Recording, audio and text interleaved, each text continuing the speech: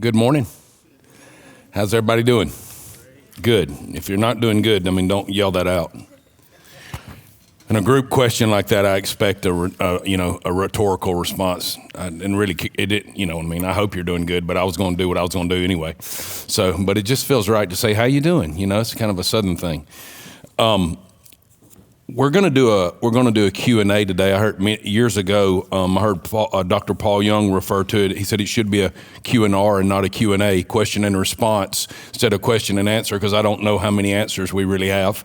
But I did feel early on when you guys got here that we would do this and didn't know when. And then I went, well, we're kind of getting to the end of the school year. How will we make a question and response session happen? And then a friend of mine, a really dear friend of mine who pastors in Michigan named Richard Crisco, sent me a personal message text about how impactful the Q&A sessions had been for his own life. And I felt like that was the nudge to go ahead and do this. So that's why I let Matt know so he could get word out to you guys. And we're just going to jump in. What we are going to do is we're going to pass the microphone around to whoever asked the question so that when you go back and listen to this or others go back and listen to this, we'll have a recording of the actual question as well. So we're going to kick it off. Let's pray before we do that. Father, I thank you that you have indeed promised us the spirit of wisdom and revelation and the knowledge of you, that the eyes of our understanding are being enlightened and we are coming to know the hope that is the gospel. I thank you today for the Spirit teaching us about our inclusion in the fellowship between the Father and the Spirit and Himself. And I thank you that we are now receiving grace to be able to engage all the more with the union that we were designed for, ever becoming who you've designed for us to be. I thank you that we do not yet fully know what we will be, but we know as you are fully revealed, we will come to understand that we were pre-designed to be like you. So I thank you for this theotic journey we're on of becoming more and more and more like Yeshua, truly predestined to be conformed into the image of His Son, in the awesome name of Jesus. Can you say yes? All right, who's going to kick it off? All right, there you go. Look, my man, the bandit, Johan the bandit. It's not really a spiritual question. That's first. all right. So, my question is, what was your favorite memory of working on a ranch? Oh, that's great. My favorite day by far was branding day.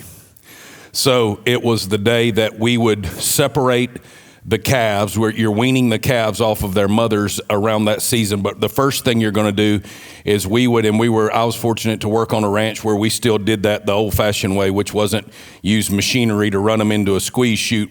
Somebody roped the head and somebody roped the heels. And then you had a branding crew that literally had the iron in the fire. And if you've ever heard the old adage where people say you've got too many irons in the fire, that's a cowboy thing. And so you would have somebody, they would castrate the males because we're turning them into steers, which just dumps testosterone in them and makes them grow like crazy. And then we would brand with our signature brand of the ranch that I work for. So branding day was one of my favorite days. My least favorite days were anything that had to do with machinery. I didn't want to work on a ranch and cut hay and bale hay. That was all part of it, and I knew the animals are going to need to eat in the wintertime. But I liked the super sexy cowboy stuff that you saw in a movie. And so my favorite part of working on a ranch would definitely have been branding day. But I also loved the whole bunkhouse scene of the fellowship and the brotherhood and the whether it was fighting or we had VHS tapes, so we played the movie Lonesome Dove on a loop, and whenever it would go, we just reboot it and play it again. So that 6-hour movie just played over and over and over and over again. So I enjoyed that very much. The story of how that ended for me is the ranch owner, who I never had any evidence that the man walked with God. None, no evidence. But he came to me one day, the man who owned the ranch, and he said, I don't know what it is you're supposed to do with your life. And he said, but I can't be guilty in keeping you from it by having you out here on this ranch. And he said, now, if you'll do this, he said, if you go to college and you'll get a degree, he said, I'll pay for all that. He was a very wealthy man. I'll pay for all that. And you want to come back here and this is still what you want to do, I'll let you do it. And I said, I had tears in my eyes. I said, no, sir, I think I know what it is I'm supposed to do with my life. You may not understand it, and I may not fully understand it, but I know where I'm supposed to go. And I went back and re-engaged with church that next week. So that man was really a pivotal part of making sure I didn't would just waste my life out there playing cowboy. So yeah, branding day. What were you going to think? What did you think I was going to answer, Elijah? Where's that microphone? What did you think I was going to answer? The Bo Jackson story. Oh, the Bo Jackson story is a great story. See, I'll tell that real quick. So the Bo Jackson story was, we weren't on the ranch that I worked for. Auburn University had a football coach years ago named Pat Dye. Some of you are too young to know who Pat Dye is, but Pat Dye was a football coach at Auburn. My boss that I worked for on the ranch was good friends with Pat Dye, and Pat Dye trained bird dogs for quail hunting, and we raised the horses. So we would bring horses to the quail hunts. And on one of the quail hunts, of course, Bo Jackson and Pat Dye were tight. So Bo Jackson was getting on one of our horses. And I always remember he had shorts on, and I tried to wrap my brain around the fact that was a quadricep and a hamstring, because it just looked like two quadriceps in the saddle. He's just an absolute freak. So, one of the kindest men. Tammy sat beside him on a first class flight, the whole flight. And I'm so jealous. I've got a super fan from TBN sitting next to me. So she, oh my God, I saw you on TV. What's this person like? And what's that person like? And because we got upgraded, so we weren't sitting together, but we were both in first class. Tammy's chit-chatting with Bo Jackson the whole way home. We get off the plane, and Tammy said, "Did he play football?" I said, "That's Bo freaking Jackson. It's the greatest athlete in the history of time, But he loved it that Tammy didn't know who he was, But so we're riding these horses, and I chewed Levi Garrett chewing tobacco. So I've got a thing of Levi Garrett in my hand, and I'm riding a young green horse to season it. And Bo Jackson's riding a bomb-proof horse, because we're not going to get Bo Jackson hurt on a horse. Nobody cares if I get hurt. So he said, hey, they called me Tough. He said, "Hey, Tough, can I have a plug of that?" And so I said, "Yeah." So I rode up to him on my horse and handed him the chewing tobacco. And then I fell back, and he takes a chew of the tobacco, rolls it up, and turns around and throws it at me. And my horse blows up. Rodeo, hopping. And when that starts happening and cowboys are around, we scream and holler and try to make it worse. We try to make the horse act up even more. And so anyway, I rode it out. I did not get bucked off in front of Bo Jackson, but Bo Jackson is responsible for me going on one heck of a rodeo ride that afternoon. So, all right, who's next? All right, Maddie. How did the room system start? Like, how did the Lord present that idea to you? That's a great question, and maybe I can talk through a little bit of that, which we've been needing to do anyway. So that's a great question. The room system for me began with looking into all of the dysfunction I saw in the dating world in the church. And there was a movement about during that time. The guy wrote a book, Josh Harris wrote a book called "I Kiss Dating Goodbye." And it was kind of a youth pastor manual, but all it did was tell you to stop. And it didn't really give any nuts and bolts as to what this would look like. And years ago, Apostle Aaron taught on a 4-room house. And so for me, I began to see, actually, if you make it through room 4 and then we sit down in marriage counseling, I'll then talk to you about a 4-room house. So there's 4 rooms you go through to get to your house as a married couple. Then 4 rooms are 4 pillars that hold up that 4 house. And so you get to that after you've made it through room 4. But the room 4 thing for me became initially about just one revelation. And I called room 1 discovery. And the importance of that is I knew we needed to create space for a male and female to have a non-romantic relationship with each other to determine if there was something there that needed to be pursued further. Yet it needed to have oversight and accountability, because nobody's going to handle that well without authority. A male is involved. It's not going to be handled well without authority. So having the ability for people to have a non-romantic male-female friendship relationship whereby they could get to know one another without uncovering their heart completely. So we protect our hearts. Okay, right? Because out of it, we guard our hearts because out of our hearts flow the issues of life. And I wanted a male and female to be able to establish a friendship with one another that if they down the road decided to go in different directions, although disappointed, they're not devastated. Because I was tired of holding on to teenage girls in the altar whose heart was broken because at 14 they thought they knew who they were going to marry. And it's just nonsense. And so the whole idea, I call dating practice for divorce. Because you just break up and find another one and break up and find another one, break up. Then you carry that pattern into marriage, and when things get difficult, you break up and find another one. And so I knew we needed to refound some things, and it was after really writing some notes on discovery and what that could look like that I felt like the Lord began to unveil the next pieces. So the 4 rooms are discovery, courtship, which courtship, by the way, is also not dating. So it's discovery, courtship, engagement, and then marriage. Taylor and Carson have walked through those rooms. Matt and Paige have walked through those rooms. Some of you sitting at this table are walking through those rooms now.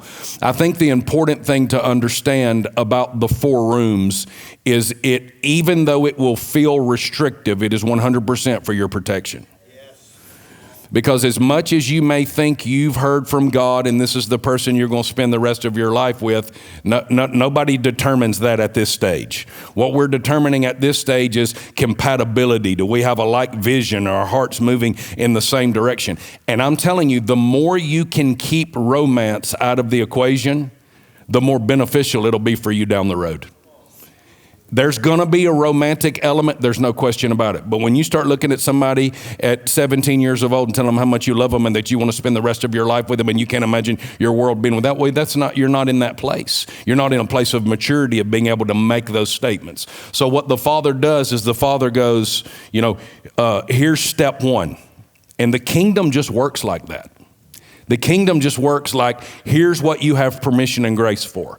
And then from room 2, you go into courtship, which is determined by whoever's been given that seat of authority in your life to say to you, I've seen you handle discovery well. You meet with the male individually, the female individually, talk about red flags, talk about things that you may see, talk about things that they may see, and determine if you feel peace by the Spirit to say, let's take the next step. Now, with each step, there is still a way to part and go separate ways. The more steps you take, the more difficult that will be, still not devastating. If you handle it right and you get into engagement and decide to go in the other direction, then you should still be able to have a relationship with that person ongoing instead of, I can't go to the church anymore. We can't be in the same room anymore. Where I'm devastated. Will it be difficult? Sure. Breaking off an engagement would be difficult, but I've never seen people who submit to this process not be supplied with necessary grace to be and to do all that the Father has designed. So one of the things that is so important about the kingdom is, do you want it your way or His way? I said, Burger King, you get it your way. Here, you get it His way. And so it's what does He want for you, and how do we help protect you in that process so that you're not, locked in your room for 3 weeks and can't stop crying because you're so devastated because something you had given your heart to prematurely. Your heart should not have been given. You may be sharing your heart, but you're not giving your heart away. That's what room 4 is about. Is the full giving away of your heart. So I need to do, and I've said I'm going to, and I just haven't done it. I have notes on all this, but I need to do a full teaching where I'm able to go, this is room 1. But yet at the same time, I do think the individual leader helps tailor that so that it doesn't become, what are the rules, black and white? We don't do life that way here. We don't do what are the rules, black and white. The rules that are for some may not be some of the rules for others. Taylor and Carson were in an interesting situation because some of the rules of them being together had to be violated because he was living with her family while she was receiving treatments for cancer. So you had to kind of learn on the fly and say, what's the Holy Spirit going to help us do? With Taylor, it was easier because he was absolutely determined not to violate anything that I was telling him to do. And the more you have that heart, I'm absolutely determined not to violate what I'm telling you. The more, and I can tell you this, this is interesting, not only have the people who walked through those rooms never had to have crisis management on the other side of their marriage, none of them have ever required marriage counseling. Now, I'm not saying nobody ever will and that we're not more than willing to, because if I sign up to walk somebody through those 4 rooms, I'm there with them for the rest of their life. But I'm telling you, the marriages you see in this room that you go, wow, that's a different ball game, those marriages have been through a process. And I felt like I needed to give some more nuts and bolts to it to call it room 1, room 2, room 3, room 4. I remember when Matt and Paige got married, on the bed, there was a pillow that said room 4. He made it. Room 4. So, but it's very much about people, first of all, coming to the understanding that the reason God puts fathers in our lives is not to restrict us. It's to protect us and to equip us to be everything we've been designed to be. An inheritance gained early is not a blessing in the end, Proverbs says. And you trying to get to something quick because it's what you want, it's what your emotions want, and it's what your flesh wants, does not end up being good for you in the end. The other one is we don't awaken desire before the time, Scripture teaches us. So there are desires that God built into you that need to stay asleep. And for a boy, it don't take much to wake them up. Like the wind can wake up the desire. And so with that being said, you have to be more and more diligent about helping people who know how that works to help you stay in a situation where you've not given a part of your heart that is not legal for you to give yet. And that's protection for you. And if we did it this way, we wouldn't have all the trauma of the 6 boyfriends and the 4 girlfriends and I tell the story. I said, I needed this so bad. At one time I was dating 6 girls with 3 names. 2 Alicias, 2 Susans, and 2 Beckys. You're talking about confusing. There's no cell phone. There's no we text. There's a message on a notepad by the phone that you turn like this when you get home, and it says Susan called, and I don't know which one. So I literally have to call and be like, "Hey, girl, what you doing?" And to try to feel this situation out. And I'm like, and nobody ever said that's abnormal. I mean, being a player was just part of what boys did. And we're not doing the boys will be boys thing here. We're going to raise men who know how to honor and know how to respect, and who say, well, we can't quit having sex because we love each other so much. No, that's the sign you don't really love anybody but you. If you would violate another person's purity for your own fulfillment and call it love, you have no understanding of what love is, because love is other-centered. The sexual thing is you-centered until you become one, and then it can be other-centered. And you're not one until you're one. God has weird math. God's weird math is a half plus a half doesn't equal a whole.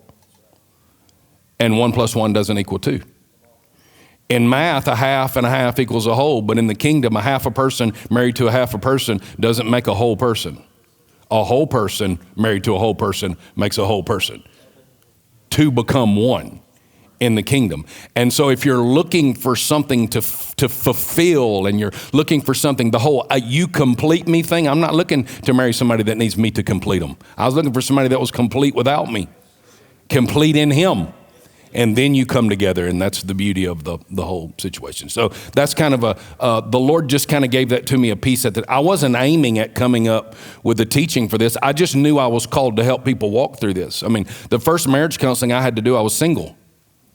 And I'm trying to say, I can't do marriage counseling, I'm single. And they're like, well, priests do it all the time. I'm like, yeah, but that hasn't worked out that well, let's be honest. And so, but I had to do it in it, and so much of a life leadership in the kingdom is a willingness to look at the way it's always been done and ask yourself, is that the way it should be being done, or is that just the way it's always been done? And the dating thing to me was just an absolute train wreck, and we needed grace to be able to recover a better idea. And in if you take it far enough back into the Hebraic world, they weren't making decisions; their decisions were being made for them. So you think submitting your relationship to and being accountable is difficult? How about not having a vote? But they also had amazing marriages based on the idea that they trusted that maybe mom and dad could pick better for me than I can pick for myself. Now, I didn't want my mom picking my wife. I'll be honest with you. I'm not saying that's where we're going, but I am saying there's this idea that this is your decision and it's your heart. And if you don't have the wisdom and the maturity to say, hey, there's somebody who can help me do this a more excellent way for my own protection and benefit, and for this to be glorious on the other side. My goal is not just for somebody to enjoy the 18-month 4-room process. My goal is for somebody to hit room 4, and every day they're together, it goes from glory to glory and gets better and better. Amen? All right, who's next? Okay.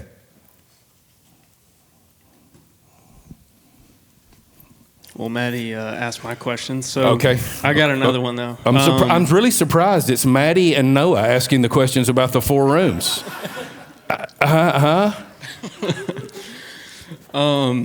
Sarah, you don't have any 4-room questions, do you, right now? It's not that big a deal to you. Cohen doesn't have any 4-room questions, but Noah and Maddie do. Okay. I'm curious about how, I guess, at what point did you start feeling like you would go into like ministry on some level? Yeah. Like, how did that begin developing? It started very early for me. We went to a charismatic church. Charismata, simply the Greek for gifts. We went to a church where there were a lot of the gifts were in operation. It wasn't unusual on a Sunday morning for somebody to give a message in tongues and somebody give an interpretation of tongues, although I don't think that's what that actually means. That's the only thing we knew about how to do it. But prophecy was very prevalent. So I began to get these prophecies early on, and I believe some of them were legitimate. Many of them were not, but some were, and people began to recognize that on my life. In the culture that I was raised in, that brought an enormous amount of pressure to get yourself there, because nobody ever prophesies to him, you're going to be a great man of God who's very faithful. You're going to go to the nations, and you're going to change the world, and you're going to be a spirit-filled Billy Graham, and you know what I mean? It's Smith Wigglesworth. You name it. The prophecies are always really grand, and so I that began to create pressure, and then you've got a religious system that kind of wants to mold you to help you get there, and I did okay with that until I was about 17, and then at 17 I suffered. I had this idea in my mind of, yes, I'm going to serve God, but it's going to sort of look like this, which is I'll go on in my sports career, and then that'll be where God will build a platform for me through athletics and, a Tim Tebow type situation, except I wasn't nearly as good at anything as Tim Tebow. But dressing, I'm a better dresser than Tim Tebow. If you watch the SEC Network on Saturday mornings, my guy needs a little help there. Tim, if you'll call me, my number, no, I'm just kidding. So, but I had this way I wanted to get there, and it was the way I wanted to get there. And it was, I'll be successful in athletics, I'll serve the Lord, and then I'll come out and I'll, use that platform to springboard into ministry, yada, yada. And I got injured, and then because of the culture we lived in, it was everybody knew that I was injured, and everybody was going to pray for me, and everybody had a word that God was going to heal me, and it was going to, but what it really was my athletic career coming to an end. Because I didn't get healed, and then I became bitter during a season and just kind of went off and tried to do my own thing. But he never wasn't with me, and that was so frustrating to me. I remember one time, this was a real turning point in my life. I was with my oldest sister. We were at a bar, and we were out dancing with some people, and there was a girl who had just won some beauty pageant, and my sister worked for a lawyer, and the law firm was sponsoring the beauty pageant, and so she wants me to meet the girl, and she's literally got the little tiara and the sash thing on, comes in from winning the beauty pageant, and we're out dancing on the dance floor. I don't really know this girl, and at one point she puts her hand on my chest and pushes me back like this, and she goes, "I don't know who you are." She goes, "But my dad is a Pentecostal preacher, and the whole time I'm dancing with you, all I can do is think you smell like my dad, you look like my dad. There's something," and I'm going, I can't get away from. I would be sitting on a bar and I'd get a word of knowledge for somebody. And I wouldn't call it that, but oftentimes, I get enough drinks in me, I just share it. And then you got somebody crying, and then I'm holding on to them, and we're going, what is going? And it was this thing that David said, if I go to the highest mountain, you're there. If I go to the belly of Sheol, you're there. And he was just there. He just never wasn't with me. And it took me coming back to the Lord, not with ministry on my mind, but just wanting peace, wanting wholeness, wanting joy. And from there, opportunity began to unfold for me to and ministry really began with me outside of the church. I just would share my story of what God had done in my life with people, and all of a sudden those people started coming into the church. And then from there, they asked me to speak, and the first service that I spoke at in this little white country church in Alabama, a move of God broke out, but I didn't have but one sermon. And we went into 9 months of revival. And back then it was you go every day. And it was kind of the Brownsville pattern. You go every day, and then after you've gone for a few months, and you take a couple of days off. But even though you're going to have prayer meetings, it was just go, go, go, go. Amazing how those things never last. They can't. That's what John Kilpatrick told me at the end of the Brownsville revival. He said one of the greatest enemies to the longevity of this revival is just fatigue. And part of that was you got to strike while the iron's hot, because at some point God's going to take the revival away or lift his hand or whatever. The cloud's going to move on. And that's how we endeavor to lead differently here. But it wasn't this idea that I'm going to go become a preacher. It was me sharing my story. And from there, I literally had to that was a Sunday morning. We didn't have Sunday night church, but I had to get a message because we were calling another service. And a lot of the early was just my buddies getting saved. It's people I grew up with. It was people I roped with. It was people I did horse life with, whatever. And they're coming in and getting born again. And that was a really cool, amazing season. And that's where I had to learn how to minister. And I didn't know what to do, so I literally started at the Gospel of John and went through and tried to exegete every miracle. And then when I got done with John, I went to Luke, and I tried to exegete every miracle. And I literally spent 9 months preaching through the miracles of Jesus. And through that, the Lord began to help me. I'd always had a thing on my life where I could lead. That was just a grace God had given me in sports or athletics or sin. I could get people to follow me. And so when the ministry thing began to take off, it was very much not something I aimed at. Never had crossed my mind to do a typical Bible college or go to a ministry school or anything like that. I was just going to live my life and share my story and thank God that I had found some measure of peace on the other side of having lost hope. So that was, but my parents will tell you it was evident from an early age. My mom tells the story of me being in a service when I was 5, and the Spirit of God was moving, and I was laying in the floor and shaking, and one of the older, more mature ladies in the Lord came up and told her, back then this was the language they used, you do know he has a call on his life. Like, this doesn't seem to be happening to the rest of the kids. He's got a sensitivity to the things of the Spirit. And so I think that was always there, but I very much came from a family that had no ministry legacy whatsoever. Law enforcement legacy with my dad being an engineer, my mom being an educator. We came from an academic type world, but not from a ministry standpoint at all. So it was not one of those things where you were, that's what Grandpa did, and so you probably should think about it. It was very much a thing where I felt like the Lord put his hand on me, at an early age, and I tried to run from that, as just about everybody does, I think, in various seasons, but ultimately it came to be that it found me. I didn't pursue ministry, it found me, and man, it was a whirlwind from there. From that little country church, I got invited to receive an offering at an event. And in receiving the offering, the Spirit began to move. And then I got invited to this one and that one and the next one. And next thing I knew, in a year, I had been home 11 days. And it literally went, I did 6 weeks here, I did 5 weeks here, I did 9 weeks here, I did 21 weeks here, and that was kind of the pattern we were in. It was during the Brownsville season. So God was moving, but people were also saying, once God starts moving, we're going to go into this extended meeting pattern. And so that's just kind of how it organically came about, Landon, you got one?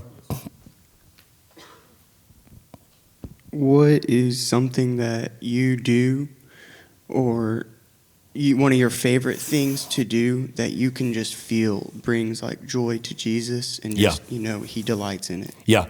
One of the things that is something that when I spend time with the Lord, I feel like is the most beneficial to me while not aiming at benefiting me is I'm just a worshiper.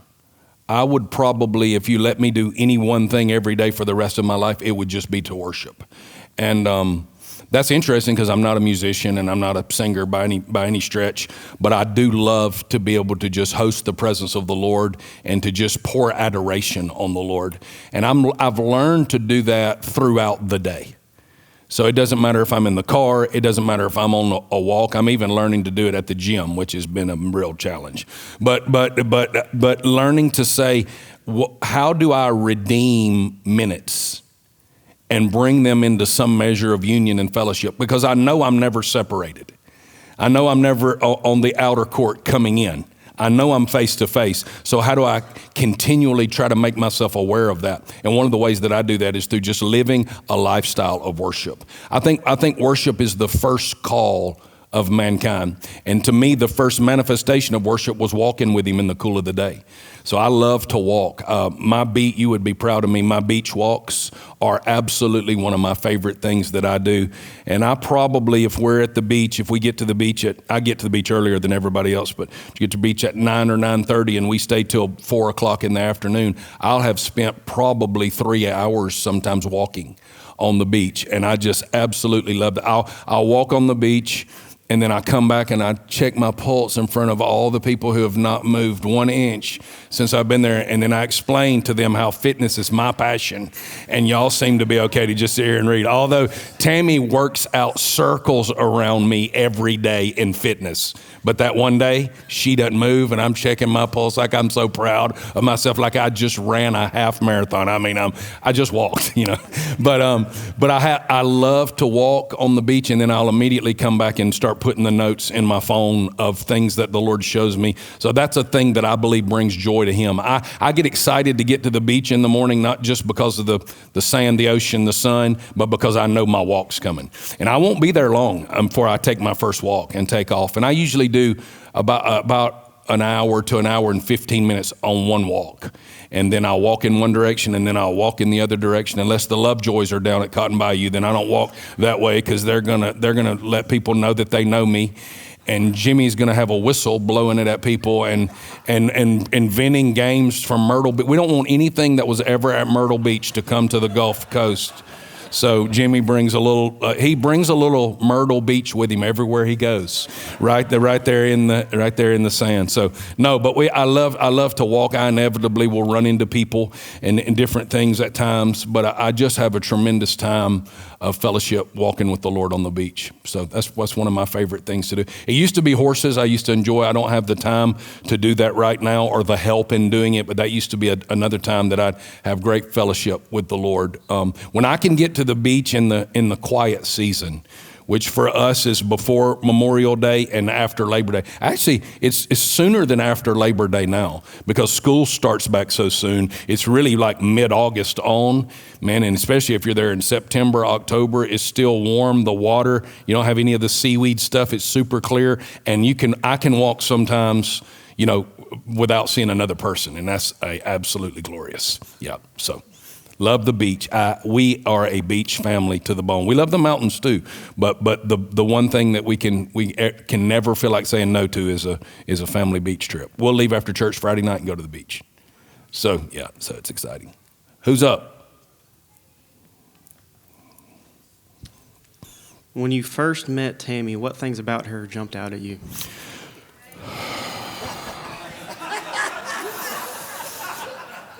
She was wearing jean shorts, reef flip-flops, and a striped tank top, and she was eating cotton candy. And I'll just be honest with you, my first thought was not, I bet she loves the Lord. I felt confident enough in my evangelistic ability that if she was not a believer, I could win her to the Lord. But I immediately, when I saw her, I felt the Spirit of the Lord, and I was there with Tommy and Laura Oliver. Some of y'all that grew up church here know who Tommy and Laura Oliver are. And Tommy and Laura Oliver were there. We were at a baseball game, and I went back to them, and I was crying. And he's like, "What's going on?" I was like, "I think I just met my wife." And if you knew Tommy Oliver, he's going to be crying with me. He's crying, I mean, the weeping prophet. And he's sitting there crying with me. His wife's crying with me, and I didn't meet her. And I didn't meet her that day, and I didn't meet her the next day, and I didn't meet her the next week. And I was going to the ballpark some, and I would see her with her friends at the ball games, and then we finally made eye contact somewhere at the end of June. I guess it was the last home stand before 4th of July, because they did a big 4th of July fireworks production. And this is like a little minor league baseball team that, like, there's a whopping 100 people there on a good night. You could have sat in the dugout if you wanted to. I mean, it's not like we were at the Braves stadium. And so we made eye contact, and then that night I left never had said a word to each other, just made serious, like, I had been staring at her. She finally looked back. That's what had happened. And so she looks back, we make eye contact, and I leave that night, and I lived in Midtown. Y'all know where Midtown is. So I owned a home in Midtown, and I would oftentimes we used to have an O'Charlie's right down from where Walk-On's is. There used to be an O'Charlie's off of Airport Boulevard. And I would go to that O'Charlie's at night sometimes, and I would, eat and order a cup of coffee and take my notepad out and write and just spend time with the Lord, and nothing but a bunch of old people in O'Charlie's. And then that night when I'm leaving the ballpark, I felt like the Lord told me to go to TGI Fridays. And I never went. I was super religious. So that basically was a bar. And it was like, I'm not going to no bar, by myself. I want to go to O'Charlie's. Ain't no fun happening in O'Charlie's, So just getting fatter. That's all you're doing is eating the yeast rolls at O'Charlie's. And so I'm like, that can't be God telling me to go to TGI Fridays. So I pull up into O'Charlie's, and as I'm swinging my foot out of the door of my Yukon, I'm driving a big jacked up GMC Yukon, I swung my leg out of the door, and right before it hit I heard the Lord say, I told you to go to TGI Fridays. And that is way on the other end of Airport Boulevard. And so I'm like, okay, I'm going to go to TGI Fridays. And as I'm driving, I have this conversation with the Lord. I said, Lord, this is ridiculous. I saw this girl eating cotton candy, and I cannot get this girl off my mind. I don't know her. I don't know if she's a believer. I don't know anything about this girl whatsoever. This is ridiculous. I either need you to make this happen if this is you, or I need you to take, because I wasn't confident at all. I mean, I felt like I felt God. Much time had passed since then. And so I'm driving there, and I said, if this is you, I need you to make this happen. If this is not you, I need you to take this girl off my mind, because I am distracted. And I opened the door, walked in TGI Fridays, and she's the first person I saw sitting at the booth. I went back to my chair and was shaking. Like, now what do I do? Because I didn't have any more. 6 girlfriends, 3 named me, was gone. We had buried that guy. I had no skills in getting a phone number. I didn't know what to do. So I walked. They were sitting in the bar area because I still had some work to do on her evangelistically. So they were sitting in the bar. It's work. She's doing good, y'all. She's doing good. So I walked in the bar area, and I got some limes, right? And I was getting some limes for my water. And as I'm walking back, I just stopped at her table and said, hey, I saw you at the ball game, and I just wanted to stop and introduce myself. Now, she's with 5 friends, which is awkward. I'm stopping at this, and they're all, ooh, because, she had mentioned me to them already. And so, there he is, that's the guy, And so I go in and I say, I just saw you. And she goes, I know you from somewhere, have I seen you? And we came to determine she probably had seen me somewhere before. And so anyway, when I go back and I order food, I don't eat it. I'm just drinking my water and going, my God, I don't know what to do. They're at the bar. I'm sitting over here. So as I'm leaving, I called her away from her little gaggle of whoever they were, girls. Oh, yes, Lord. And so I called her away from them, and I said, listen, I know you don't know me. I'm a normal person. I don't really know how to ask this except to say, could I have your phone number? And so I got her phone number, and then I did not do the wait 3 days and be cool thing. I called her immediately the next morning. Hello, I'm the guy that made you TGI Fridays. And she couldn't go out with me immediately because she was taking care of her grandmother, and then her family was leaving to go away on a vacation. And so it was a little while before we were able to go on our first date. But when I picked her up for our first date, we went to this place called the Bakery Cafe. I'm giving you all a long story. You might not want to know all this. But I took her to a place called the Bakery Cafe, which is now red and white they're going there tonight on Dolphin Street, and it was a real super bougie restaurant, like the most bougie restaurant in the city at that time. And I took her there, and neither one of us liked our food because it's like a little piece of food with drizzle all over it. And they spent more time decorating the plate than they did fixing the food. And so we ate that meal, and then we drove across the bay and went to this little coffee shop between Daphne and Fair Oak that closed right after that. We're convinced the only reason it was open is for us to have that night together. And in that deal, she was a school teacher. She was teaching third grade, and she was a school teacher. And I said, listen, my parents have been educators, have educators in my family. I have a lot of respect for that, but there's no need on us even going on another date if that's what you think God's called you to do, because you will not be able to do that and do what it is that I've been called to do. And I will count it on joy and privilege to have met you. And she goes, no, I've known all my life there was something other I was supposed to do, but I didn't know. So I did what you do. I go to college, I get a degree, I get a job. And from that moment, we were married 11 months later and engaged 9 months later after that. And we were a little older. When we got married, I was a month away from turning 27, and she was about to turn 25. She was 24, about to turn 25. So that's the story. I felt like I knew initially, but when you're dealing with romantic matters, it's the most difficult thing to trust yourself with the Lord. Because you're like, I think I'm feeling this. I want to feel this. But you let this be from the Lord. You don't know how many people I've come to and said, the Lord spoke to me. This is supposed to be my wife. And I'm looking at him and looking at her and said, that girl ain't going to marry you in 10,000 lifetimes. But I know you've heard from God, so what do I do? You know? So immediately after TGI Fridays, before I pulled out of the parking lot, I called Apostle Aaron and woke him up in his bed. And I said, I think I just met my wife. And he said, oh, I feel this. I knew this was coming. And I knew it was soon. Yeah, he actually, this is a cool story. We met at the end of June. He met with me at the end of June and said, I feel like I've got a word for you. And the word is, if you'll let me, I have your schedule. Jessica was my secretary at the time, so she had my schedule. And July was like camp meeting, revival, preaching all over the place. And he said, I'm going to call all of these people and tell them, you haven't done anything wrong. You're not being punished. But I believe that Yahweh spoke to me and said, for your future, you need to be home the entire month of July. A day after he had that meeting with me, I met her. And we were able to be together continually through July. Probably could have gotten married the next month, no more than what we knew. And but anyway, that was a glorious whirlwind. We got married as soon as she got done teaching out the school year.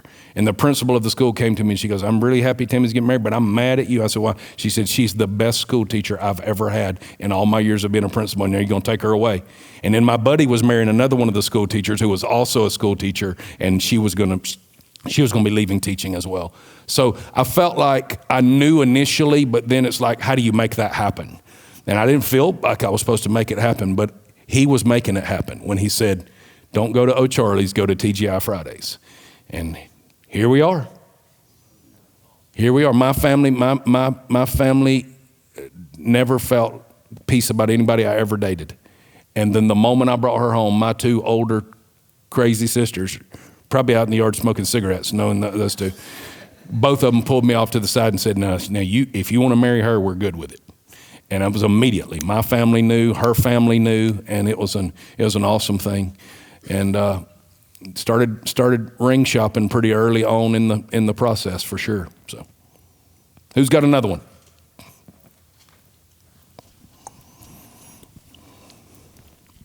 You go first. You go. Okay. What's been the hardest pill to swallow in your theological journey? Like stepping away from how you used to believe. What's been the most difficult thing to be like? This is how I've always believed, and now I know I can't. Wow, that's a great question. The most difficult,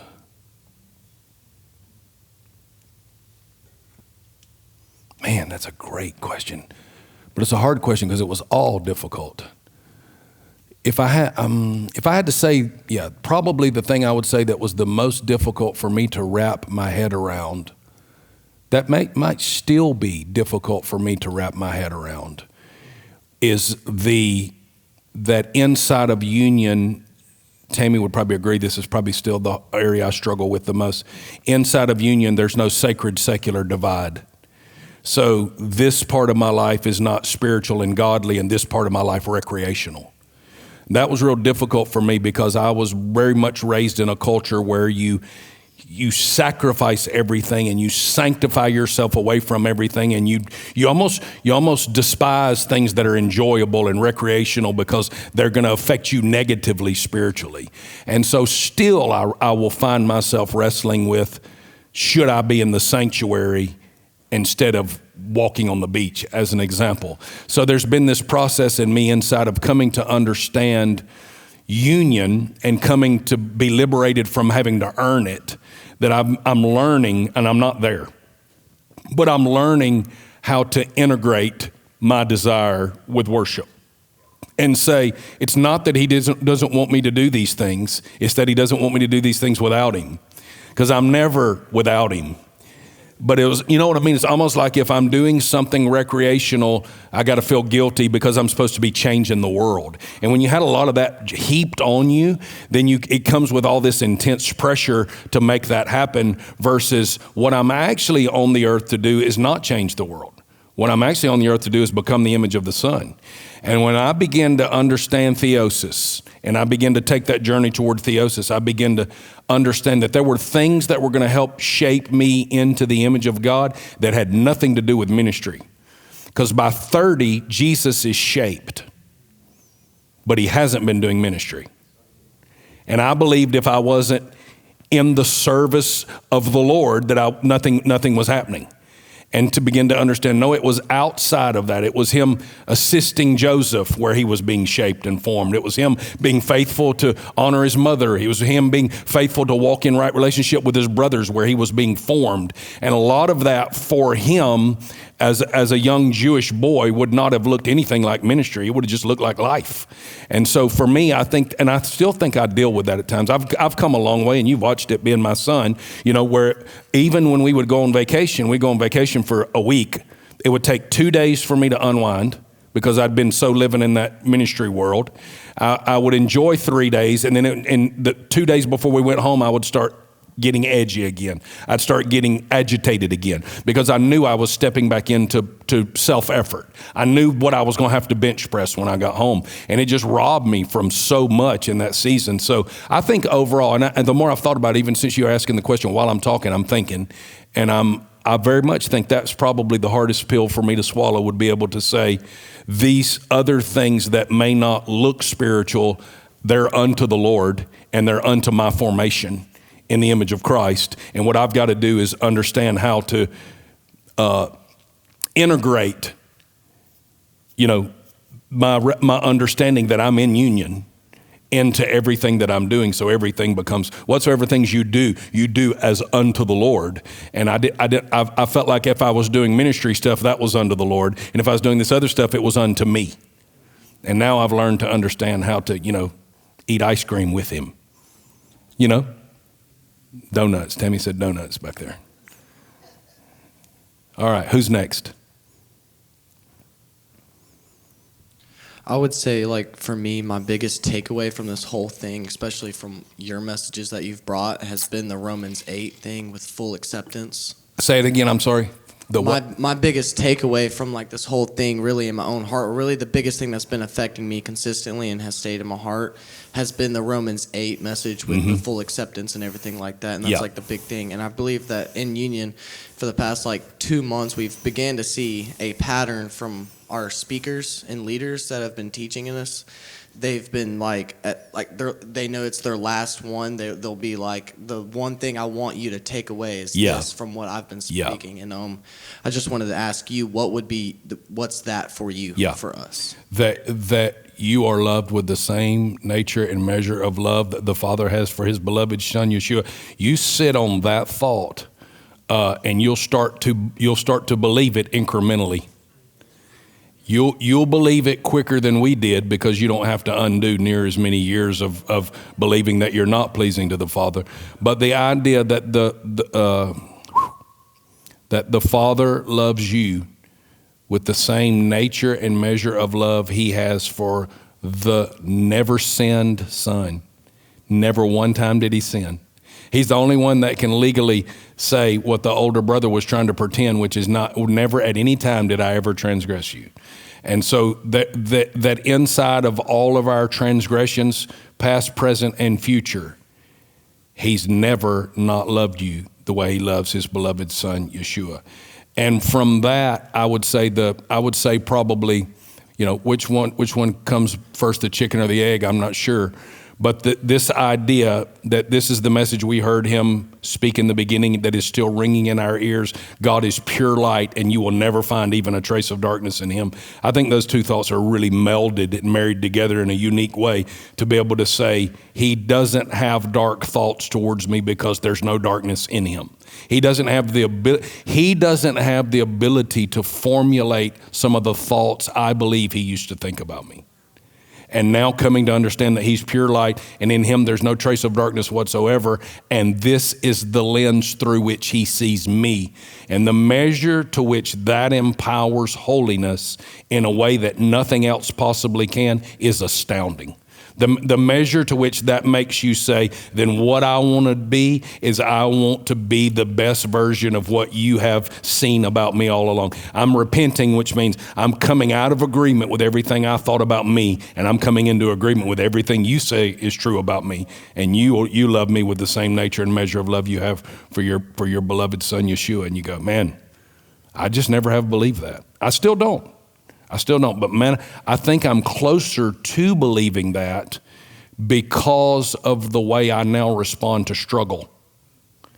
And when I'm struggling and when I haven't dotted every I and crossed every T and prayed as many hours as I feel like I should have and read as many Bible verses, memorized as many Bible verses, then I'm able to go, I still am able to enter into worship without hesitation. You go, boom. Maybe not fully, that might not be fully be true. I'm getting there. But it's becoming so much easier for me to come in and engage without, God, I'm so sorry. And if I don't really lament over how terrible I've done, and these days terrible's not terrible anymore. You know what I mean? It's just areas where you feel like I should be doing more. And then he comes to you and says, we were doing stuff you just didn't realize it. I was doing stuff with you just weren't aware. When you were doing this, I was there with you. When you were doing that, I was there with you. And so that becomes, I use this story a lot. Tammy and I like to dance.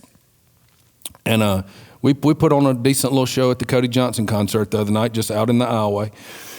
So we like to dance. It's one of the things we like to go out and do together. And when I would first go, I would feel guilty because we're not going to go dance at Costco. We had to go somewhere where there was music. So we would go to these places and we would dance, and I would feel guilty about it. And then I got to the place where I didn't feel guilty about it anymore. And then I got to the place where I really felt okay about it. And then I got to the place where I felt good about it. And then I got to the place where I started to believe it was worship. Because me having a romantic evening with her where we simply enjoyed one another, smiled at each other, held one another, spun her around on the dance floor was not secular, because I'm not secular. So I was able, and then what happens is you're able to bring into that, you're able to help bring in light into a place that might not experience light any other way. You're not in there trying to, get people to repeat the prayer and beside the urinal.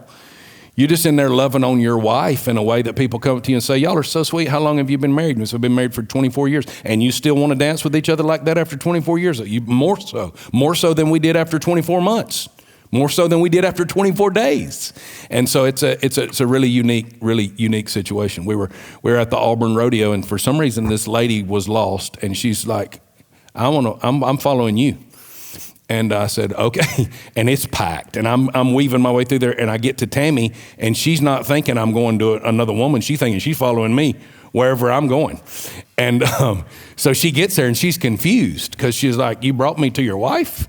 And I'm like, I didn't bring you nowhere. You just said you needed to follow somebody because you didn't know where you were going. And she goes, well, he was cute. I told him because he's cute, but he also looked like he knew where he was going. And I said, I did. I was going back to her. And then she asked, well, how long have y'all been married? When Tammy told her, tears welled up in her eyes right then in that moment. You're realizing if we're not here in that moment, you know what I mean? What does this look like? And so I definitely would say that the beloved thing is the root. The righteousness thing is a huge part of that. I think you guys probably struggle less with the righteousness part than we would have, because you've not sat under ministries that continually identified you as unrighteous or less than perfectly righteous. But I think all of us are on a journey of believing that right now, how the Father feels about the Son is right now how the Father feels about me. Yeah, but I'm not like the Son yet. No, yes, you are. There's just parts of you that don't know that yet. But the more you know how much you're loved, the more you'll receive grace to become like the one that the Father loves. Because it's love that makes the Trinity what it is. God doesn't do love, God is love. And there was never a time God wasn't other-centered and self-giving, because he's been three in one from the beginning. Jesus was not created of the Father. Jesus was eternally begotten of the Father. Therefore, there was never a time that the Father was without the Son, or the Son was without the Father, or the Spirit was not becoming the bond of union between the Father and the Son. This beautiful perichoresis thing has never not been. And you're an idea spawned from a measure of union that has never not been. And the goal was not to have you separated from that union, but it was to have you be a manifestation in another realm of the beauty of what that love should be producing, which is perfect light with no shadow of darkness. So just don't ever, I'm going through and memorizing, I've 78 of them I've written down now, but 78 verses I've got in the New Testament that talk about in him or in Christ, in him or in Christ, in him or in Christ. And so when you begin to understand that the Father never sees you independent of the Son, but sees you in him, then it's impossible for him to not feel about every part of Jesus the way he feels about one part of Jesus. But he has to feel that way about every part of Jesus, or it's not love. It's not agape. If it's, I love this part of you, but I don't love that part of you. I love every single part of you, even the parts that I may see are still in formation. I love those parts about you because they're becoming everything the Father has designed you to be. One of the greatest witnesses of that, honestly, is marriage.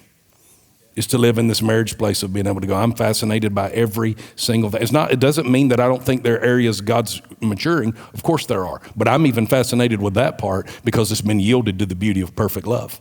Yeah. So, who's next? Cohen, you got one over there? Young Tucker Wetmore over there.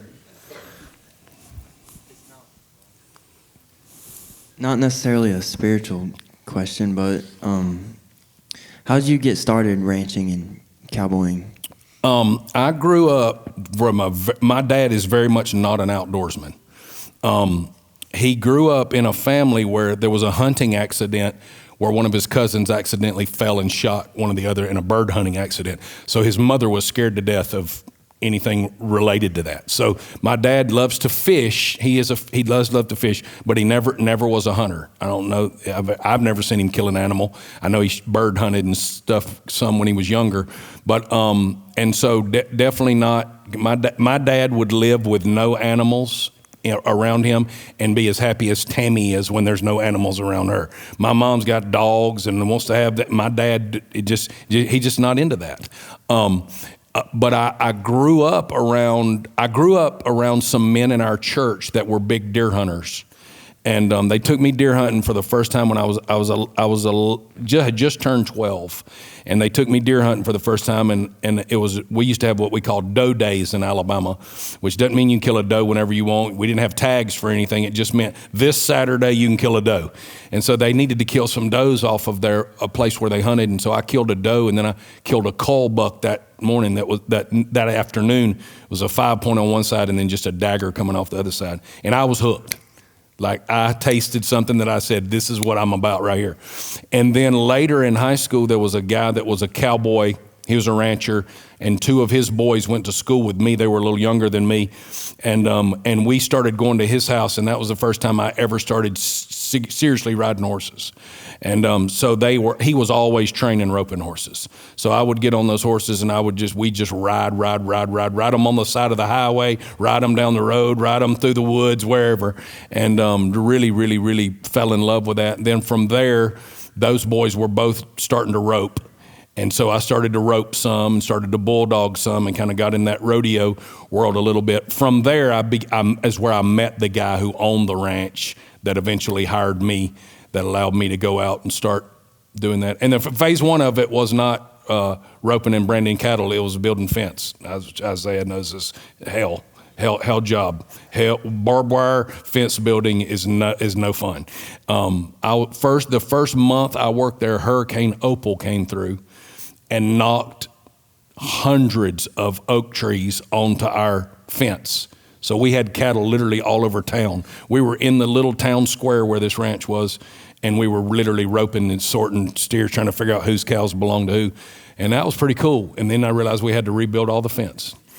And on the other side of that hurricane was massive swarms of mosquitoes. So we had to completely cover our faces and hands out here in the blazing heat. And at that point in time, I thought about going to college. I thought college might not be that bad. And but we got through that, got on the other side. But it's just kind of how my life has gone. Like the first church I got invited to, I didn't have a second church yet, but that guy knew a guy. And that guy knew a guy. And in the first few churches I preached at, all of the guys were on a common board of a guy named Paul Young Cho, who had the largest church in the world, may still have the largest church in the world in Korea. And they were all executive members of his board. And when I got done doing 6 weeks at one of them's church in Dallas, I did 6 weeks at one of them's church in Hawaii. And then I went to one of them's church in Kentucky. And then I went to, one of them's church in Florida. And it just kind of snowballed into what we're doing now. But my entrance if somebody was asking me the question, if I wanted to get into ranching, how would I do it? I would say that if you will begin to show up at a place where they're doing that, and you show that you're willing to be diligent, there is a mass shortage of people who are willing to do that kind of work. And if you're one of the people that's willing to do that kind of work with the integrity and character that you have, that you will find yourself having plenty to do very quickly. And it's funny how later on in my life, I laid all of that down, and then it began to circle back around to me. And now I'm, got friends and connections and things in the ranching world. And we're still able to go enjoy that lifestyle, even though I don't live that lifestyle every day. I still enjoy it. It's still an important part of my life, something we've been able to expose the boys to. So, where I hunt out in Texas is big ranch, the big ranch capital of the world. There's, one ranch on one side of us where we hunt is called the 4 Sixes. It's 270-something thousand acres. On the other side of that is the Pitchfork, 280-something thousand acres. Up the road in Dumont is the Tongue River Ranch, which is almost 200,000 acres. And it's just a different. Some of those places are like, come to town once a year and use all of your wages that you earned in that year to buy a new saddle and a new bridle and a new bit and some new spurs and some new boots, and then go back. So you really have to be called to live that life. It's just very isolated. Not everywhere where it's like that, but in the big ranches, that's kind of how that world works. So, but I love it. I think it's a fascinating thing to me. I'm fascinated by things that should have gone away by now, but somebody wouldn't let them. And I think that's super cool. There's something just really, really, really interesting about people who still have a hunger to live that type of lifestyle, And they're great people. They have a lot of integrity. You don't make it in that world if you don't have integrity, because everybody knows everybody. And so, it's good people. Who's next? So you kind of went over this with talking about John 15:9. Yep. This is a super simple question, but why do you love the Lord? Because he first loved me. I mean, at the end of the day, I would say that his unconditional love toward me is impossible not to respond to. If you ever feel it, and you ever start to really experience the unconditional love of God, the many, many times that I have disqualified myself and could have been thrown away, and if people knew, and he met me there with love, and he met me there with mercy that is new every morning and mercy that endures forever. It is from that place that you're like, how do you not respond to perfect love with love? And the perfect love is the love that I'm receiving, and the process I'm in is learning to return love that's perfect. My love has not yet been perfected, but it is being perfected by perfect love. And so I love that scripture that says we love him because he first loved us. And I would love God today if there were no such thing as heaven. I would love God today if there were no such thing as hell. I would love God today if there was no such thing as favor. I would love God today if there was no such thing as the anointing. I would love God today if there was no such thing as church. I would love God today if there was no such thing as ministry. I love him because he loves me. And if it meant I had to be broke, I would love him the same, because I don't love him because of the blessings and the perks. And there are amazing perks to the life of the believer, but none of that is why I love him. I love him because it's the only right response to the measure of grace and mercy that he's given to me and the perfect unconditional love that he's poured out on me. Unconditional love. That's why I love him.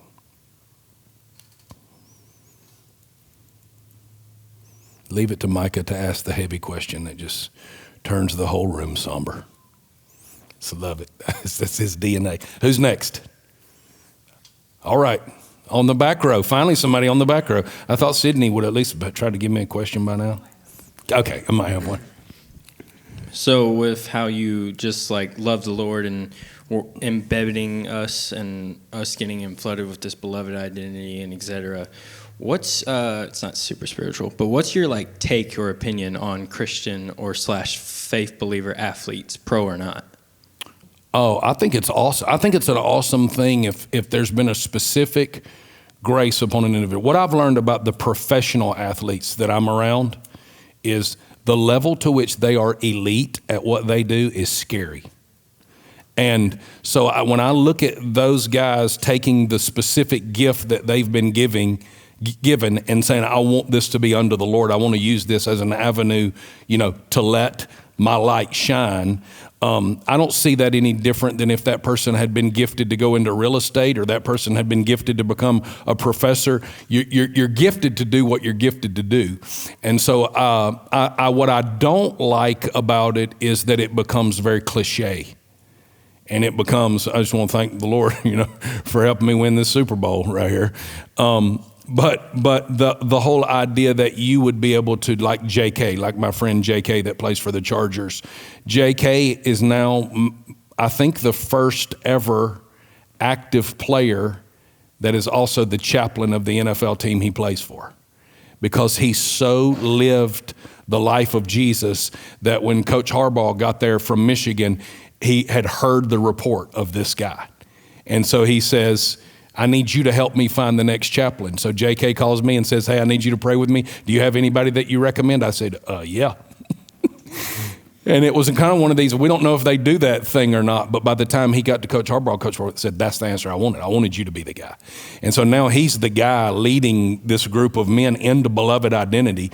So I can't imagine JK being where JK is without the hand of the Lord saying, I need light in this room, and this is the way that I'm going to get it there. Now, I think there's a lot of people who want to do the Jesus thing just enough to make sure they're right with God so they can end up in a successful place.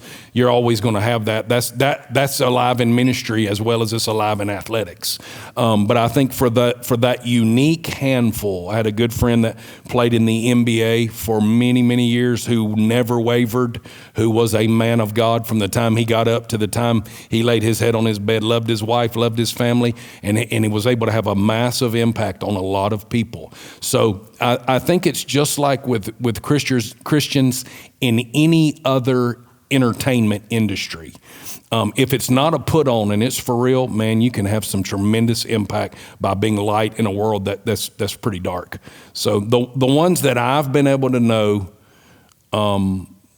and I've known quite a few of them, but there's a handful of them that we've specifically had a true depth of relationship with, where we're talking to them on the phone or texting or staying in their home, or we've gone on vacations and trips with some, and they've been the real thing. And they don't usually cry out to somebody like us if they're just wanting to use the Christian tag.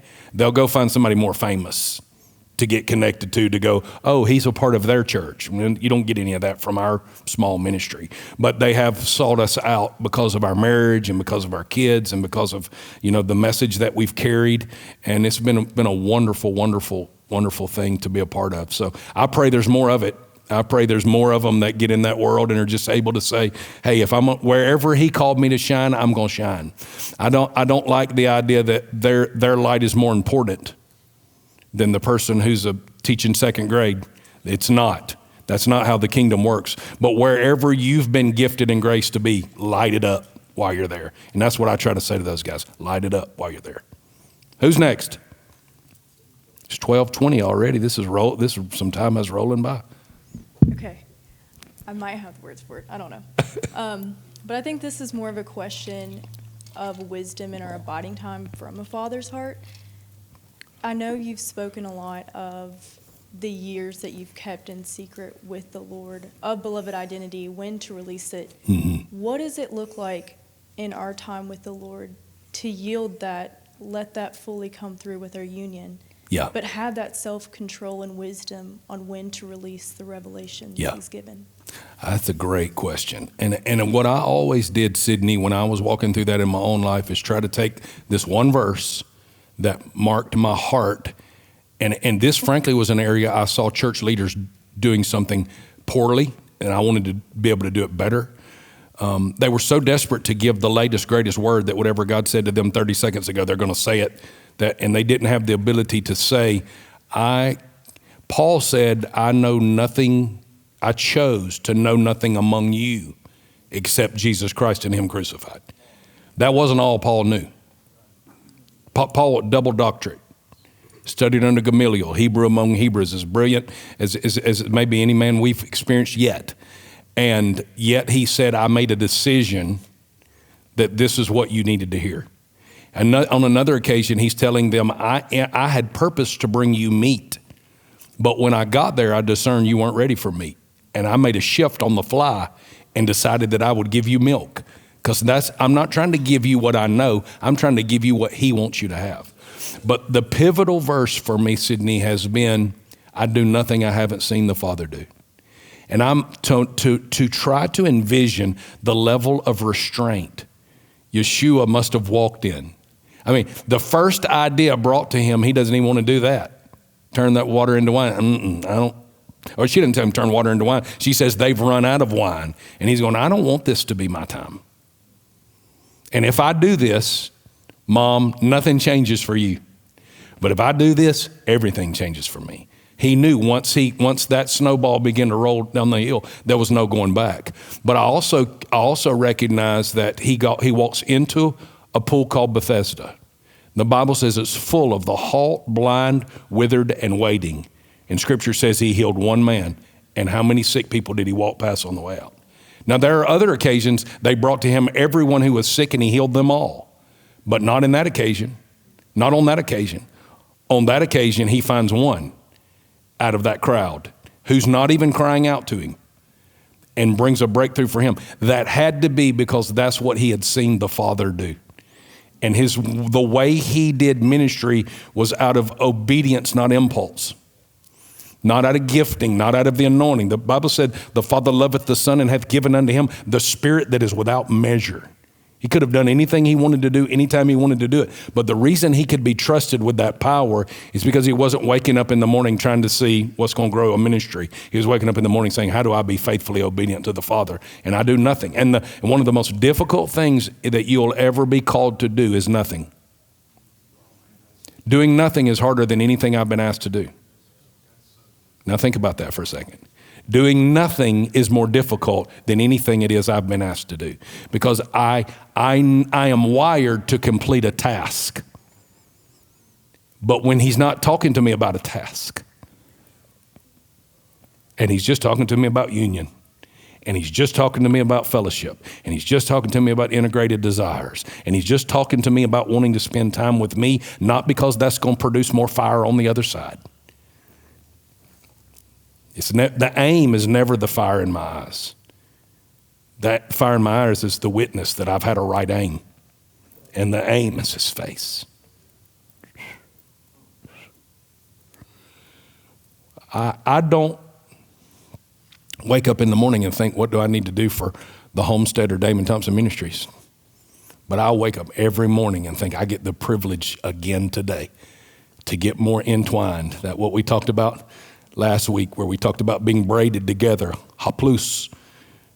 If your eye is single and your vision is entwined with Papa's, then you're going to begin to live life in a way that is absolutely counter everything the culture brings to bear. And I could very easily fall under the pressure of a to-do list. And I have one.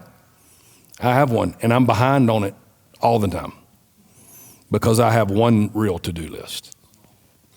These things over here, if they get done, that'll be awesome, and at some point they will. But I really have one thing. David, one thing have I desired of the Lord, that will I seek after, that I may dwell in the house of the Lord all the days of my life, to behold the beauty, that's that worshiping thing, to behold the beauty of the Lord and to inquire in his temple. One thing have I desired of the Lord, that will I seek after. Now, I want you to listen to how David describes one thing. One thing have I desired of the Lord, that will I seek after, that I may dwell in the house of the Lord all the days of my life, to behold the beauty of the Lord and to inquire in his temple. None of those were things associated with what David's job was. He just gives you a priest job description when he's a king. He's not talking about war, and he's not talking about armies. He's not talking about conquering other territories. He said, if you boil me down to just one thing, I really have one desire, and that is to priest before the Lord day and night, night and day. It's not to grow Israel. It's not to make Israel a superpower and an empire. One thing have I desired of the Lord. And in my estimation, when that one thing drives everything else, the Lord will give you grace for those other things to happen very organically. Things here just get done. And I thank God some of that. I think some of the way the Lord has rewarded a one-thing pursuit in my heart is surround me with other people who have a one-thing pursuit and then are graced to do things I'm not graced to do. And it's beautiful to be able to watch that thing happen. So I tell my spiritual sons often, I mention this quite a bit, but I tell my spiritual sons often, I can give you counsel on the phone, and I do. I do that every week. I say, I can give you counsel on the phone, I can give you counsel in person, I can talk to you, but I'm going to tell you the same thing. Because I have one remedy for every disease, his eyes. And so for me, having the ability to go, today I've not got up and thought, what can I say that'll change the union students? Today I got up and put my head on his chest and said, whisper through me today, wisdom.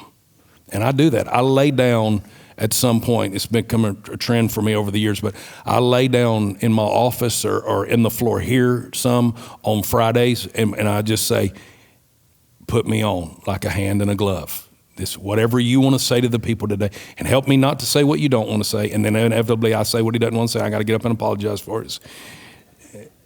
But the heart behind it is, I do nothing I haven't seen the Father do.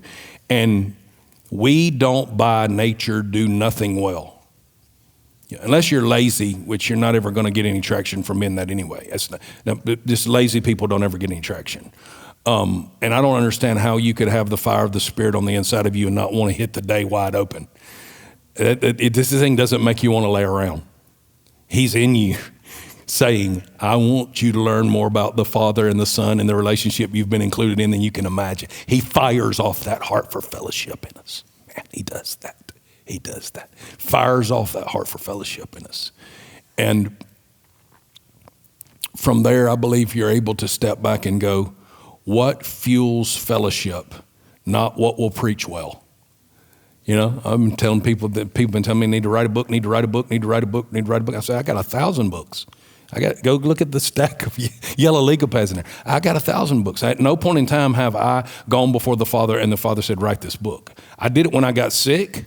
And I had to go, I wasn't sick necessarily, but when I had to have the open heart surgery, one of the first things I told the church is during this season, I'm going to write a book. And everybody said, oh, thank God, he's finally going to write a book. And I'm sitting there in my chair 4 days after open heart surgery, taking my notebook out, and I'm going to start writing this book. And the Holy Spirit said, I didn't tell you to write a book. You just don't know how to sit still. Would you just sit with me for the coming weeks? And I didn't know how to sit still, and I opened my incision up in 3 different places and made my recovery drastically more difficult than it should have been because I didn't know how to not do anything. But I'm learning how to do nothing I haven't seen the Father do. And it doesn't mean you're doing nothing, because the Father's always doing something, but you're doing nothing you haven't seen the Father do. And I think that gives you the ability to go, I have so many things that I'm like, man, I can't wait to share this. I've got, really literally could be books written on things. You go, I can't wait to share this. But I don't get up on Friday and go, Lord, what are you going to let me share that I want to share? I'm saying, what do you want to say to the people today?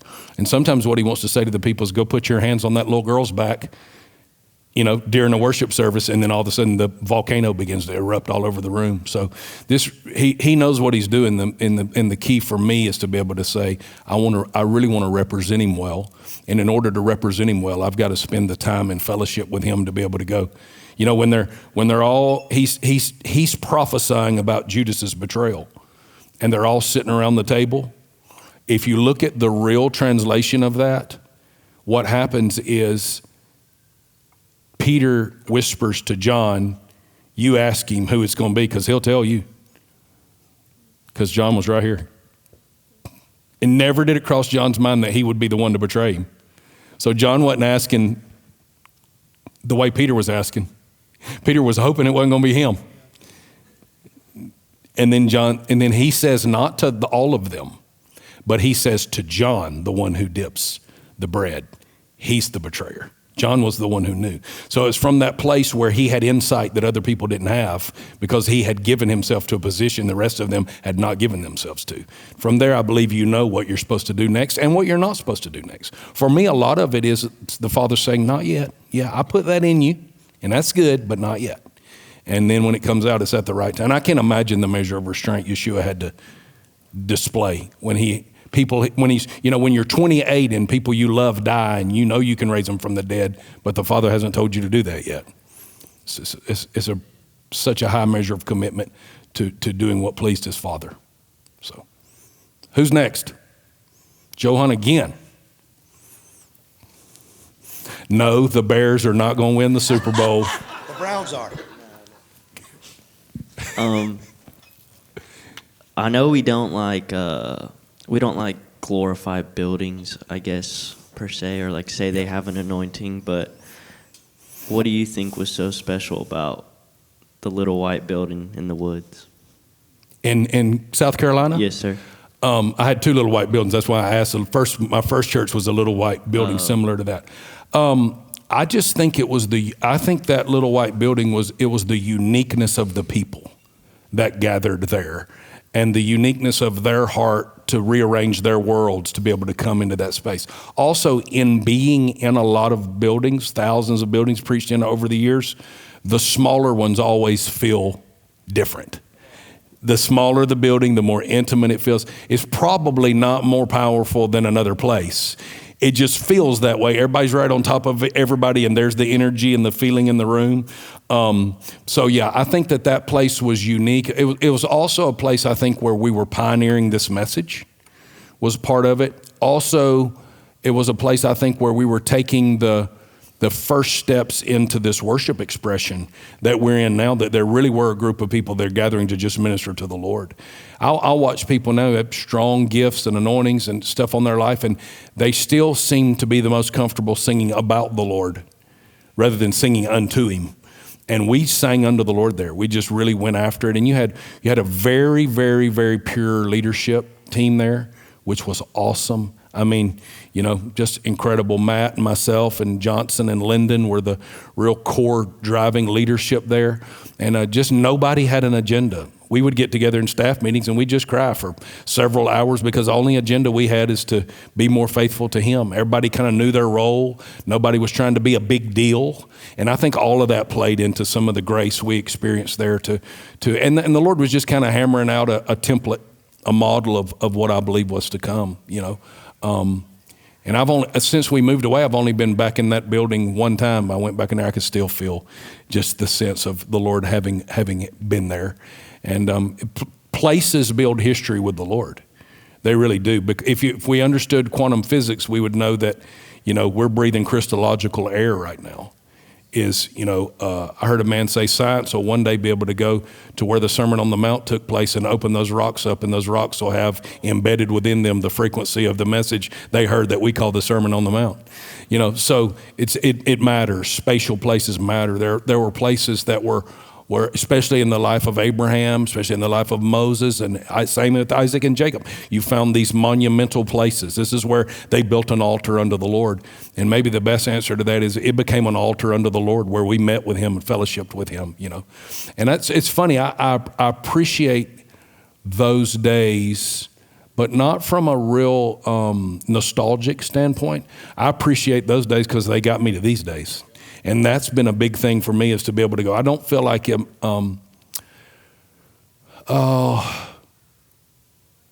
don't get super sentimental about those days. I just stay real thankful because I recognize what we were learning, how we were learning to host in those days has bled over into what it is that we're doing here and now. So, yeah, special place, special memories.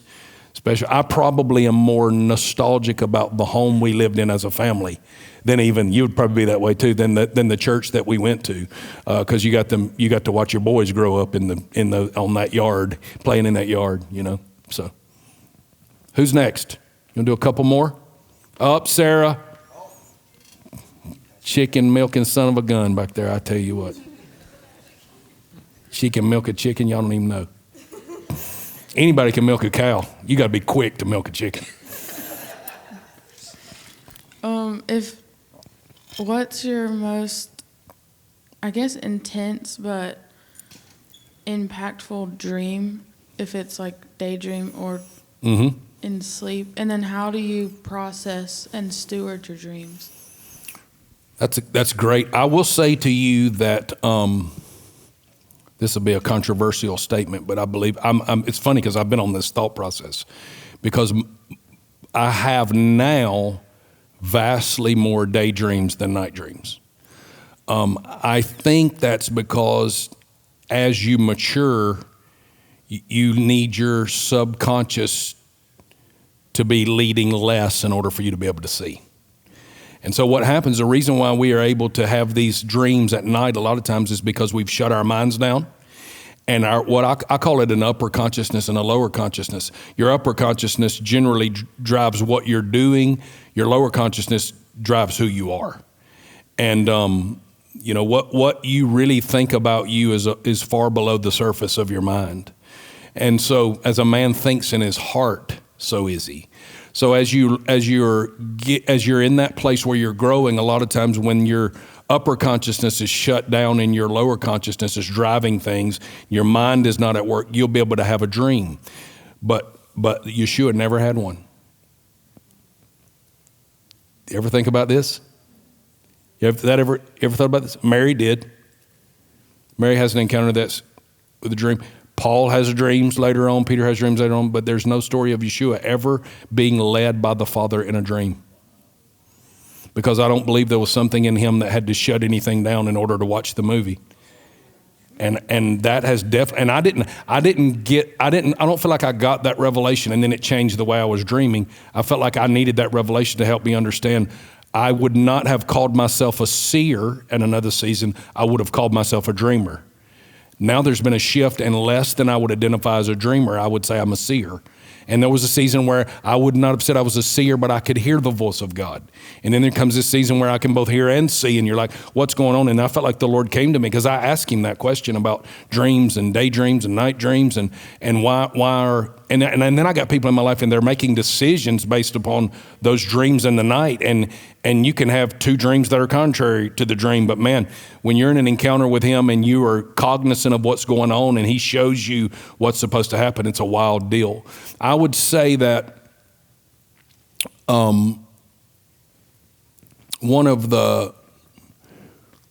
I think I have a daydream,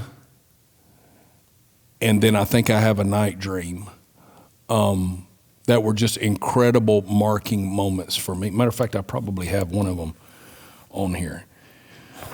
I would say the most impactful night dream that I ever had was when I came home recently from open heart surgery, and it was the dream where Tammy's dad handed me the book about Tammy. I woke up, my whole body. And that may seem more impactful because it was more recent. But do y'all remember that dream? So in that dream, Tammy's dad walks in and hands me a book and said, this book is all about Tammy. And I begin to tear the book apart. I'm wanting to get everything out of this so I can learn everything I need to know about Tammy. And then a bright light appears and Tammy walks in like a glowing white dress, and I'm stunned. And then I immediately go back to the book, and her dad comes and puts his hand on my shoulder. He takes the book and folds it and sets it aside. And he said, the book is amazing, but when the one that the book is about is in the room, you set the book aside, focus on the one the book is about. Because I'll see people, they'll be in prayer and all they can do is read their Bible. Oh, and there's nothing wrong. Reading your Bible is great, but it's not praying. And it's not something to be idolized as this great spiritual practice. It's actually really easy. You're just reading. Super easy. You don't have to engage your spirit whatsoever, just to read. They're theology professors every day that never engage their spirit. They're just professionals at what's in this book. But man, to be able to open your heart to presence. So that would be a very impactful dream. I had a dream, trying to remember, may have been during the Chattanooga revival, where I began to watch the glory of the Lord cover the earth as the waters cover the sea. And the ankle deep to knee deep to waist deep to over the head Ezekiel thing was something I was really being able to see in like 4D, like what that would actually look like, that it would go from some places that it wouldn't be waist deep everywhere.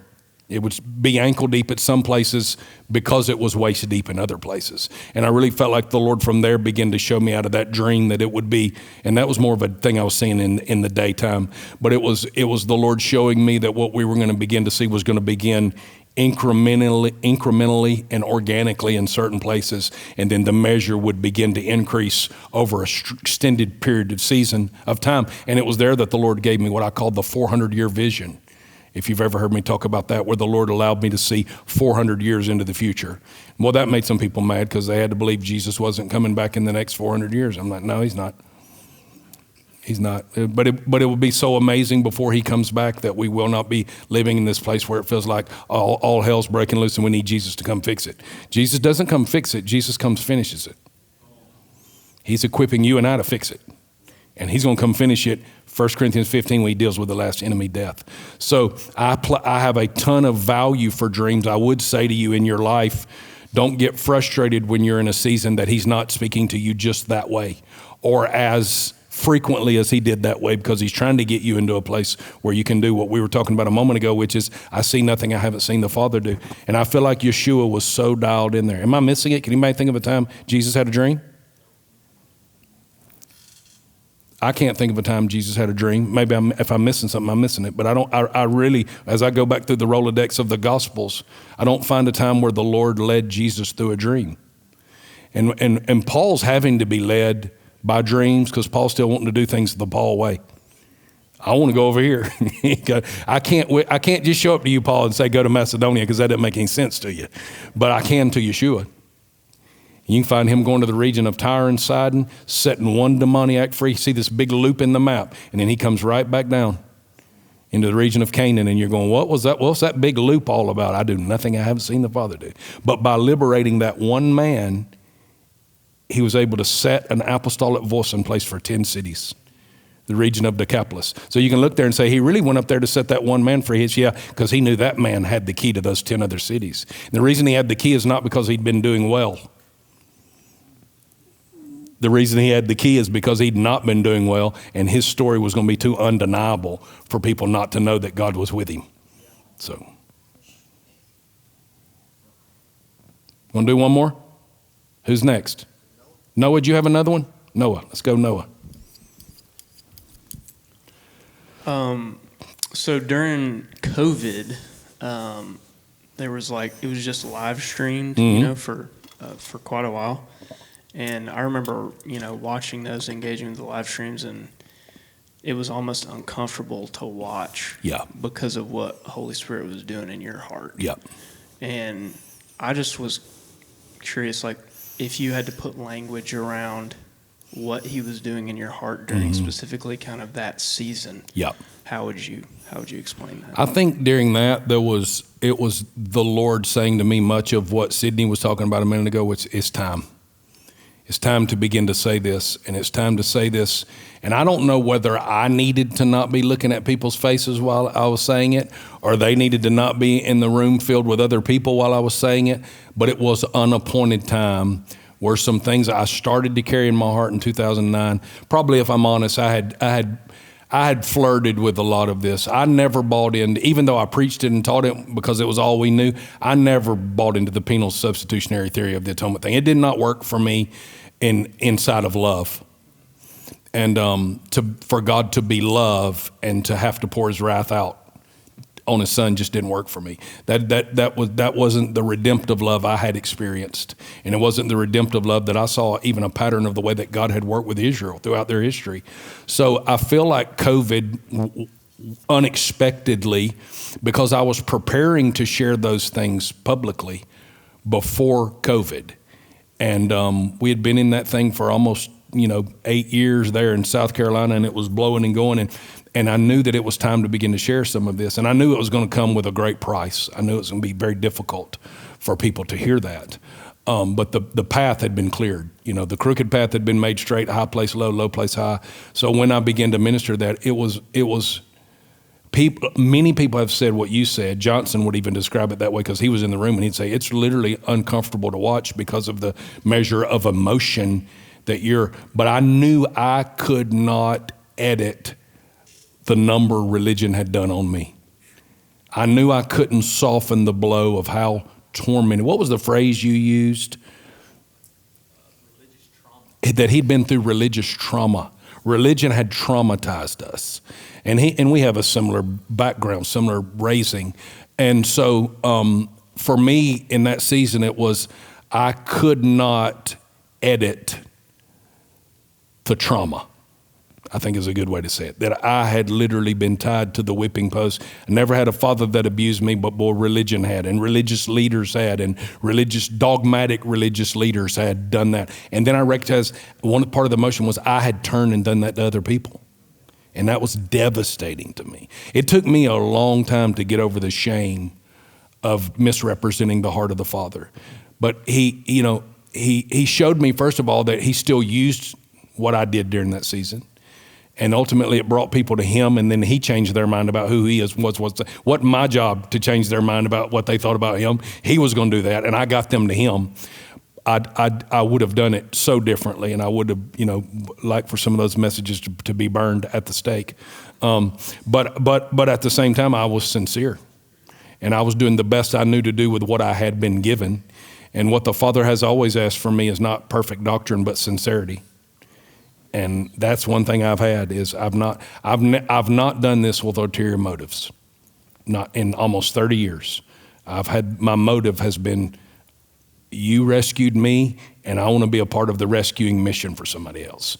And the Lord's given us great grace. I feel like if you have the right doctrine and the wrong motive, you'll get in more trouble than if you have the right doctrine with the wrong motive. The motives matter that much to the heart of did I say that right? Motives matter that much to the heart of the Father. You can have the right doctrine with the wrong motive and be in more trouble than if you have the wrong doctrine with the right motive.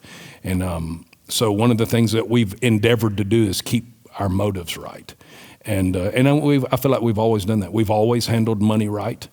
We've always handled money in such a way that we were able to stay positioned to be generous and not try to live a lavish lifestyle because of the resources we may have, but to be able to live our lives in such a way that we can be an extension of the hand of God whenever he asks us to. And that's the fun place to live. That's way more fun than buying stuff. And so we have stuff. It's not like we haven't enjoyed life in that way. We have. But many of the things that we have, people be surprised by how much of it's just been given to us as gifts. And we're thankful for that, and we enjoy it. But we'd walk away from all of that today to have him. And that's the thing that I think the Lord does in guys like what you're in this season, is he ruins you for everything else. And you've got to have him. If you get down the road in life a little ways and you're not experiencing him the way you were here, you're going to know how to recalibrate.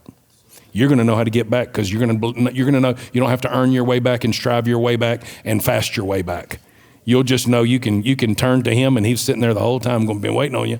I've been waiting on you. I never was. You may have felt like there was a distance between you and me, but it was on your end, not my end. I've always been there, ready to embrace you. And I believe that'll be my ability at this stage of my life to measure the degree that's missing and go, I want more of him. I got to get away. I'm going to go get away and be with him. And that may be for a day. It may be for a half a day. It may be for 3 days. But I have nothing more valuable than that. His presence. And that's the one thing have I desired of the Lord thing. And so, during that season where the Lord was saying it's time, I think there was a lot of genius from the Holy Spirit in doing that in a room with a handful of people. And I had such a cool contrast, because I had Matt and Paige in the room. And Paige knows nothing about religion and never has been traumatized by religion and has always thought that Jesus is amazing. And so is his dad. And so I would look, and Matt is coming apart like I'm coming apart. Anna Ivy was in the room. Anna would be falling apart in seams, and we're all over there. And Johnson's never believed any of that, because he's liberal. And so he's a liberal theologian. So he's sitting there going, man, y'all were going to a stupid church. Some idiots preaching to y'all, And then Paige is back there smiling, thinking, what are we going to have for lunch? I feel bad for Papa D. He looks like he's really struggling right now, And me and Matt are over here going, my God, we've been abused. We're trying to tell y'all we went through child abuse, and y'all won't listen to us. So, but it was so important the way that the Lord launched that, because from there a lot of people fell away and said, I can't go there, and not in our local community, but that watch and that support, and then from there, man, God began to infuse this whole new family to us. Many of them remained. It wasn't like it was a majority, but some people said, well, I can't go there. I have to still have a vision of the wrath of God that includes a penal substitutionary theory of the atonement. And I think that may be the greatest heresy in the history of the Western Church, is the penal substitutionary theory of the atonement. To not see that as what is the wrath of God. I heard Baxter tell the story one time. God was teaching about the wrath of God. And I always tell the Carson story about being in the hospital in Phoenix. His analogy that he uses, he said he was standing in the yard one day, and his mom comes screaming, ranting at him with a hoe in her hand. She runs right by him and cuts the head off of a snake. And he said, for a moment, I thought she was coming at me. But she wasn't coming at me. She was coming at everything that was trying to destroy me. And he goes, and for a moment, if you're not, I feel this when I'm telling this story, man. For a moment, if you're not careful, this is my interpretation, not Baxter's, but for a moment, if you're not careful, you'll forget the nature of your mother, that she'd never hit you with a hoe. And you can go, oh my God, this feels like she's coming at me. No, she's not coming at you. There's something behind you. You can't see that she can. And she'll come after everything that you can't see that she can. That's what the love of the Father does. The love of the Father, if you see a hoe in his hand, it's about your enemy, not about you. He never aims it at you. Wrath doesn't aim it at you. Wrath is the most extreme expression of love. And Baxter needed his mama to be mad that day. She wasn't mad at him, she was mad for him. And that's a picture of, I think, what was happening to all of us in that season. There was this undoing, realizing he is for me, not against me. How will he who did not spare his own son, but delivered him up for us all, not also with him freely give us all things? What is life supposed to look like on the other side of the resurrection of the Son of God? A new way of being human and a new way of experiencing life on earth.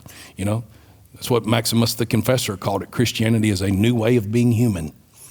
And I think with the sacred-secular divide, I fought against my humanness. And deification is not you not being human. It's human nature by grace being so infused with the life of God that you begin to look like the image of God in the earth. It's our nature being divinized by grace. What a statement. Our nature being divinized by grace until we begin to say, Jesus didn't leave the human race behind him when he went to the right hand of the Father. He took the human race with him. When Stephen sees someone standing up beside the right hand of the Father when he's being stoned, he calls him the Son of Man. Daniel, when he sees the Ancient of Days, sees next to the Ancient of Days, the Son of Man. So he brought the whole human race with him, and now the human race is seated at the right hand of the Father. That's what T.F. Torrance calls the vicarious humanity of Jesus Christ. And so you're there in your humanness. As he is, so are we in this world. As he is now, so are we now in this world. And we get to become the walking manifestation of the nature of Jesus inside of time to be able to help people get as liberated as they were designed to be. And I'm passionate about you experiencing that measure of liberty and manifesting that measure of liberty, because it is life. It is joy unspeakable to just live this life. It's glorious. It's glorious. And if you go into ranching, that'll be as unto the Lord as if, Maddie is leading worship in front of 1,000 people. There'd be no difference. Do you believe that? So we've got to come to believe that, because we still have that thing in us that goes, this is ministry and this is secular life. No, it's not. Whatever you're doing as unto him, and light is coming into an arena that would not have that light had you not followed the path that the Father had for you. So whatever that path looks like, go for it. Go for it, and you'll have a home in Mobile, Alabama, 50 years from now that you can come back and say, I have history with the Lord right here. Maybe you never leave here. I hope you don't. But if you do, you leave here and you're able to come back and go, I have a history with the Lord here. So the Lord showed me recently that so many would get trained in this particular building that we would have to leave it set up in such a way that it would be the way they remembered it.